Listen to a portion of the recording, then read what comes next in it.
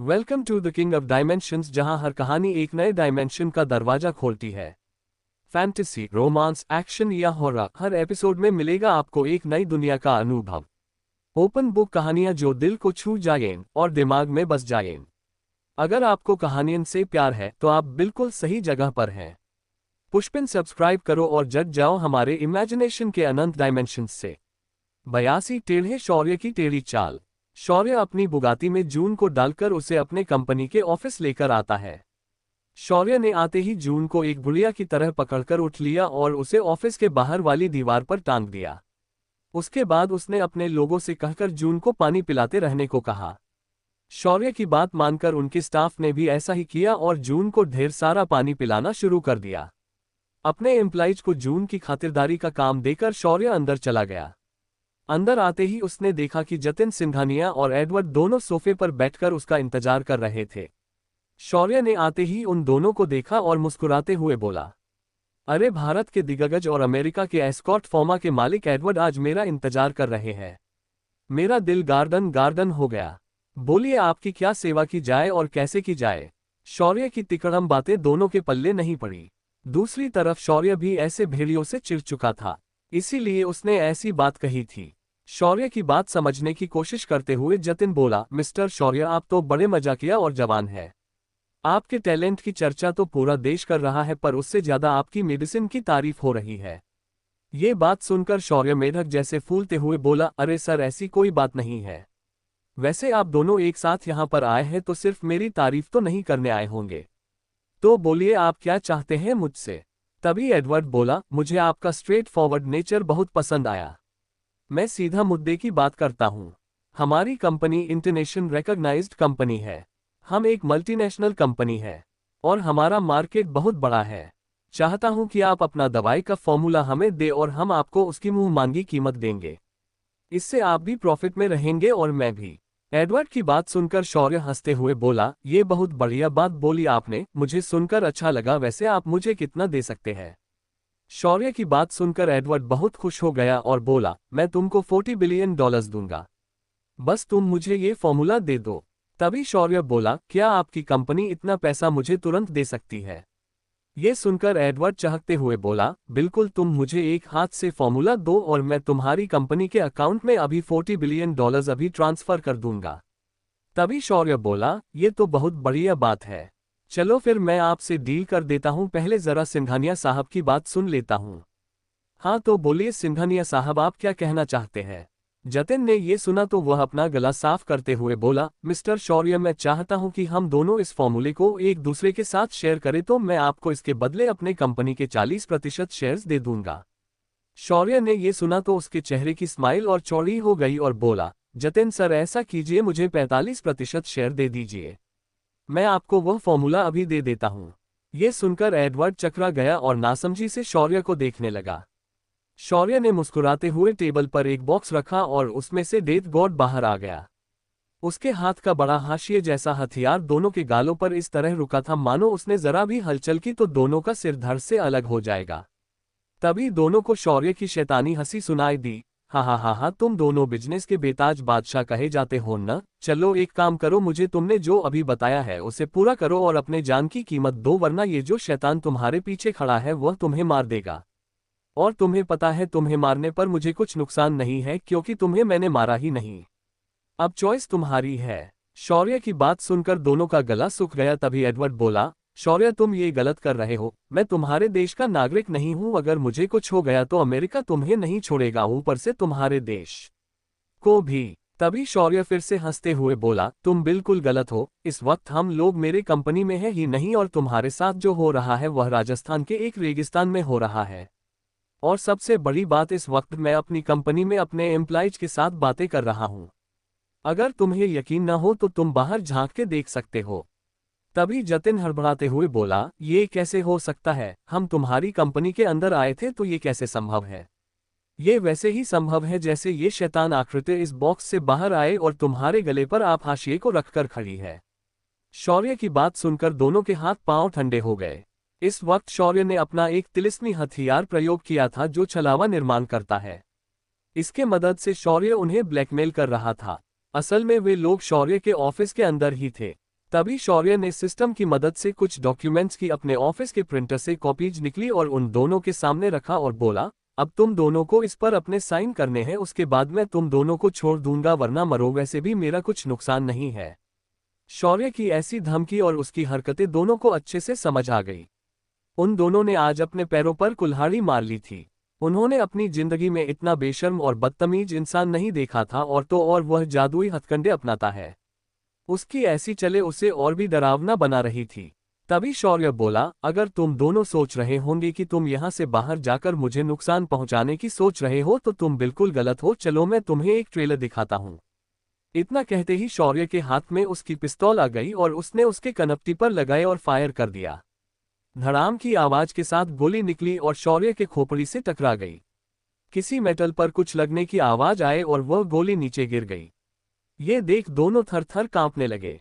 उन्हें ऐसे देखकर शौर्य बोला, अब तुम्हें ये बात समझ आई होगी कि तुम मेरा कुछ नहीं बिगाड़ सकते। अब सिंघानिया सर आप साइन कीजिए और तू लाल बंदर तुरंत मेरे कंपनी के अकाउंट में $40 बिलियन ट्रांसफर कर।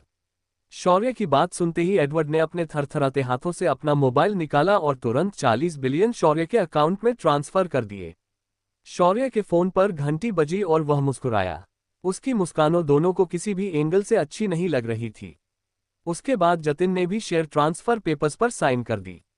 इतना होते ही बाहर का छलावा हट गया और उनके सामने फिर से ऑफिस के आसपास की बिल्डिंग दिखाई देने लगी। वे दोनों तुरंत शौर्य से बोले, शौर्य जी प्लीज अब तो हमें जाने दो। शौर्य ने ये सुना तो डेथ गॉड को ऑर्डर देकर कहा, इसे जाने दो, मैं तुम्हें अगली बार फ्रेश लाइफ एसेंस लेने का मौका दूंगा। डेथ गॉड ने भी अपना मुंह जो किसी को दिख नहीं सकता उसे अजीब तरह से मोड़ा और बेमन से दोनों को छोड़ दिया। वे दोनों आजाद होते ही दुम दबाकर ऑफिस से बाहर दौड़ते हुए आए। ये देख शौर्य और ज्यादा मुस्कुराने लगा। जब एडवर्ड और जतिन बाहर आए तो उन्होंने ऑफिस के बाहरी दीवार पर किसी को लटका हुआ देखा। जब उस व्यक्ति को दोनों ने देखा तो उनके हाथ पैर ठंडे हो गए, क्योंकि शौर्य का स्टाफ उस व्यक्ति को पानी पिलाए जा रहा था और उस व्यक्ति का इस वक्त पेट पानी से फुल हो चुका था। वह बार बार रुकने के लिए रिक्वेस्ट कर रही थी। उसका अपने आप पर से काबू छूट रहा था। तभी जून की नजर आते हुए शौर्य पर पड़ी। वह चिल्लाते हुए बोली, शौर्य मुझे छोड़ दो, मैं तुम्हें तुम जो मांगोगे वो दे दूंगी, बस मुझे एक बार वॉशरूम जाने दो। ये सुनकर शौर्य बोला, वो क्या है न मैडम, मेरे यहाँ पर वॉशरूम बहुत महंगा है। आपको हर सेकंड के $1 करोड़ यानी 10 मिलियन देने होंगे। अगर आपको ये मंजूर है तो मैं आपको आज़ाद कर दूंगा और छोड़ने के बाद तुम कहीं मुकर न जाओ, तो इसलिए आपको यहाँ पर ये कॉन्ट्रैक्ट साइन करना पड़ेगा। ये सुनते ही जून ने वह पेपर लिया और बिना पढ़े उस पर साइन किया। उसके साइन करते ही स्टाफ ने उसे नीचे उतर दिया। तभी शौर्य ने एक लेडी स्टाफ को उसके साथ स्टॉप वॉच लेकर जाने कहा। जून जैसे तैसे दौड़कर वॉशरूम में चली गई। उसने पूरे 3 मिनट लिए। जब वह बाहर आई तो उसके चेहरे पर बहुत बड़ा समाधान नजर आ रहा था। तभी उसकी कानों पर शौर्य की आवाज पड़ी और वह अपनी दुनिया से बाहर आ गई। शौर्य उसे साइन किया कॉन्ट्रैक्ट दिखाकर बोला, मिस जून आपने पूरे 3 मिनट लिए और 1 करोड़ प्रति सेकंड के हिसाब से आपके 180 करोड़ हो चुके हैं। आपको यहां से बाहर जाने से पहले मुझे ये पैसे मेरे कंपनी के अकाउंट में चाहिए। शौर्य की बात सुनकर जून झल्लाते हुए बोली, शौर्य तुम मेरे साथ ऐसा नहीं कर सकते, तुम बस एक छोटी सी कंपनी के मालिक हो, तुम अपनी औकात तो नहीं भूले हो। ये बात सुनकर शौर्य बोला, और उसी छोटी कंपनी के मालिक का पीछा करते हुए तुम आई थी और उससे जबरदस्ती शादी करने की कोशिश कर रही थी। तुम। शौर्य की ये बात सुनकर जून सिर्फ इतना ही कह पाई क्योंकि उसका चेहरा लाल हो गया था। तभी एक स्टाफ मेंबर बोला, शौर्य सर आप बड़े सख्त टाइप हो, ये प्लास्टिक सर्जरी का मटेरियल आपके पीछे पड़ी और आपने उसे ही लटका दिया। ये बात सुनकर जून को लग रहा था कि अभी जमीन फट जाए और वह उसमें समा जाए। पूरी दुनिया साउथ कोरिया के लोगों को प्लास्टिक सर्जरी करने के लिए जानती है। आज उसे किसी ने उसके मुंह पर यह बात बोल दी थी। इससे बड़ी शर्मिंदगी कुछ और नहीं हो सकती थी।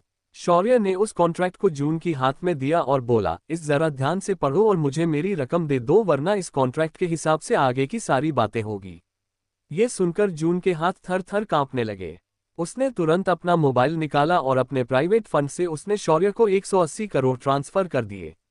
शौर्य को जब मैसेज की घंटी सुनाई दी तो उसकी मुस्कान और चौड़ी हो गई और बोला, thank you so much miss उलझुक गार्डन, ऐसा कुछ जाने दो नाम में क्या रखा है। आपका बहुत शुक्रिया, अब आप यहां से जा सकती है। शौर्य की बात सुनकर जून तुरंत नीचे झुकी। उसने अपनी हाई हील्स उतारी और हाथ में पकड़कर ऐसे दौड़ पड़ी मानो उसके पीछे कोई भूत लगा हो। तभी शौर्य ने कशिश को बुलाया और एक ऑफिशियल अनाउंसमेंट मीडिया के हाथों करने के लिए कहा। सभी को सूचित किया जाता है कि अगर कोई गीतांजलि फॉर्मा को फॉर्मूला मांगने या फिर हमसे कोई दबाव बनाकर हमें परेशान करने की कोशिश की तो हमारी कंपनी उन पर कोई दया नहीं करेगी। अधिक जानकारी के लिए आप एस्कॉर्ट फॉर्मा के मालिक और फीनिक्स फॉर्मा के मालिक जतिन सिंघानिया को संपर्क करें और प्रत्यक्ष अनुभव के लिए आप पाकुल झूल ऐसा ही जिनका नाम है उन्हें संपर्क करें। शौर्य ने इस जानकारी को कंपनी के ऑफिशियल लेटर हेड पर छपवाया और उसे कंपनी के ऑफिशियल वेबसाइट पर पब्लिश कर दिया। शौर्य ने एक लेटर में लगभग सारे फॉर्मा माफिया को सूचित कर दिया था। तभी सभी लोगों ने नोटिस मिलते ही तुरंत जतिन, एडवर्ड और जून को संपर्क किया। उन सब को इन तीनों ने एक ही जवाब दिया, अगर तुम बर्बाद नहीं होना चाहते तो उससे दूर रहो और जो हो रहा है उसे होने दो, वरना उसका अंजाम बहुत बुरा हो सकता है। इससे ज्यादा हम तुम्हें कुछ नहीं बता सकते, आप सीधा शौर्य को संपर्क कर सकते हैं। उनका जवाब सुनकर लगभग 90% लोग पीछे हट गए, लेकिन फिर भी कुछ लोग आज भी डेयरिंग करने की सोच रहे थे। लेकिन उनकी हवा उसी रात उनके लोगों के मरने बाद निकल गई। दूसरे दिन सुबह पूरी दुनिया की फॉर्मा कंपनियां शांत हो चुकी थी। शौर्य ने इस बार खुद को माफिया कहने वाले लोगों को गाली की गुंडागर्दी दिखा दी थी। शौर्य ने उन लोगों को बिजनेस के सारे एथिक्स को बगल में रखकर सबक सिखाया था। शौर्य की इस हरकत से देश और विदेश की सारी सरकारें भी परेशान हो गई थी। शौर्य ने इन बड़े दिग्गजों को दिन दहाड़े लूटा था। उसकी इस हरकत ने बाहरी देशों ने भारत सरकार पर दबाव बनाने की कोशिश की तो शौर्य ने सरकार को ही दवाई न देने की धमकी दे डाली। इस वजह से सरकार ने दूसरे देशों को उल्टी आंखें दिखाए और डिप्लोमेटिक तरह से उन्हें निपटा दिया। दोपहर के वक्त आज जब ऑफिस आया तो पूरा ऑफिस एकदम शांति से काम कर रहा था। शौर्य भी आज एकदम शांति से बैठकर आगे के प्लान सोच रहा था। तभी शौर्य को चीफ का फोन आया। शौर्य ने जब फोन उठाया तो चीफ दूसरी तरफ से चिंता भरी आवाज में शौर्य से बोले, शौर्य तुम्हारे नाम पर डार्क वेब पर हिट रजिस्टर की गई है। तुम्हारे सिर का इनाम 5 बिलियन है। हमें ये तो नहीं पता कि ये किसने किया है, लेकिन आज बहुत सारे किलर्स जो कि पूरी दुनिया में फेमस है आज तुम्हारे लिए भारत में पहुंच गए हैं। हमने सुबह से 80 से ज्यादा लोगों को नोटिस किया है। ठीक है, मैं इन्हें देख लूंगा। शौर्य ने बस इतना कहकर अपना फोन रख दिया। इस वक्त उसके चेहरे पर एक तिरछी मुस्कान आ गई और उसने सिस्टम से कहकर डार्क वेब से सारी जानकारी निकालने कहा। कुछ ही सेकंड्स में सिस्टम ने सारी जानकारी शौर्य को दी। सिस्टम के मुताबिक इसे कई सारी बड़ी कंपनियों ने मिलकर इस हिट को डार्क वेब पर पोस्ट किया था। शौर्य ने जब ये देखा तो वह हंस पड़ा। फिर उसने देखा कि इस हिट को किसने किसने साइन किया है। जब शौर्य ने उनके नाम देखे तो उसे एक अतरंगी आइडिया आई। उसने उन किलर्स को ही मारकर अब पैसा कमाने के बारे में सोचा और उन किलर्स के नाम पर जो हिट थी उन्हें अपने नाम से साइन किया। इसके बाद शौर्य ने अपने स्टाफ और घर पर डेथ गॉड बॉक्स को छोड़ दिया और निश्चिंत होकर समुद्र के किनारे आकर आसमान में पूर्णिमा के चांद को देखने लगा और एक फेमस एल्बम का गाना गुनगुनाने लगा। शौर्य एकदम शांत था और अपनी धुन में यहाँ वहाँ उछलते हुए गाना गा रहा था। अगर किसी ने शौर्य को ध्यान से देखा तो वह समझ जाएगा कि ये शौर्य एक अजीब तरह का नृत्य कर रहा था। ये क्या कर रहा था शौर्य? अब क्या शौर्य कोई बड़ी चाल चलने वाला है या शौर्य इन किलर्स के हाथों मारा जाएगा? अब क्या होगा आगे जानने के लिए बने रहिए मेरे साथ सिर्फ। तो आज के लिए बस इतना ही। कल मिलता है नया एपिसोड में और सब्सक्राइब करते जरूर जाना, अगले एपिसोड भी तो सुना है।